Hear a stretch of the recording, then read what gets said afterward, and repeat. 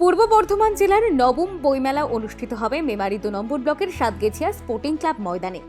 আগামী 9 ডিসেম্বর থেকে 15 ডিসেম্বর পর্যন্ত চলবে এই মেলা। এই বইমেলার প্রায় 100টি বুক স্টল থাকবে বলে জানা যায়। তারই প্রস্তুতি চলছে জোর কদমে। শনিবার এই বইমেলা প্রাঙ্গণ পরিদর্শন করলেন রাজ্যের গ্রন্থাগার মন্ত্রী তথা মন্তেশ্বর বিধানসভার বিধায়ক সিদ্দিকুল্লাহ চৌধুরী। মেলা প্রাঙ্গণ পরিদর্শনের পাশাপাশি মেলার প্রস্তুতি সরজমিনে খতিয়ে দেখেন এবং প্রশাসনিক আধিকারিকদের সঙ্গে মেলা প্রসঙ্গে আলোচনা করেন।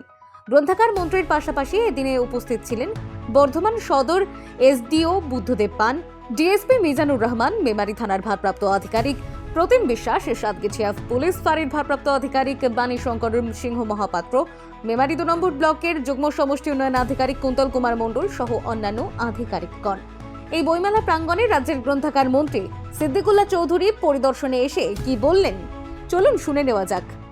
আজকে এখানে আমাদের বর্ধমান থেকে এসডিও সদস্য সাহেব এসছেন, মেমারি এবং সাতগেছিয়ার আইসিরা এসছেন, ওসি এসছেন, বিডিও, জয়েন্ট বিডিও, তাছাড়া জেলার যে আধিকারিক আছেন এলএলএ, তাছাড়া বোধহয় 11টি সাব কমিটি হয়েছে, তারা সবাই এসছে।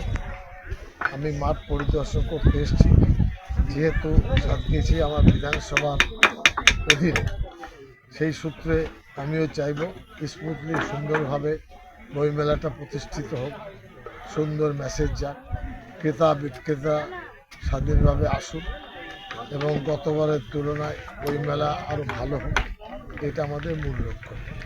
আমি যতটুকু অনুধাবন করলাম বা বুঝলাম, দুর্বার গতিতে কাজ চলছে, সকলেই দায়িত্ব নিয়ে কাজ করছে। জেলা প্রশাসনের মাধ্যমে সে ডিএমএনডি হোক, এসপি হোক বা অন্যান্য প্রশাসন লেভেলে, তারা সকলেই যথেষ্ট সক্রিয়।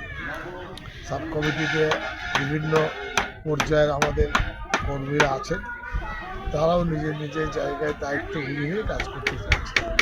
9 ডিসেম্বর থেকে 15 পর্যন্ত 100টা প্রায় বলা যেতে পারে, কম বেশি। ব্যুরো রিপোর্ট, বাংলার মুখ।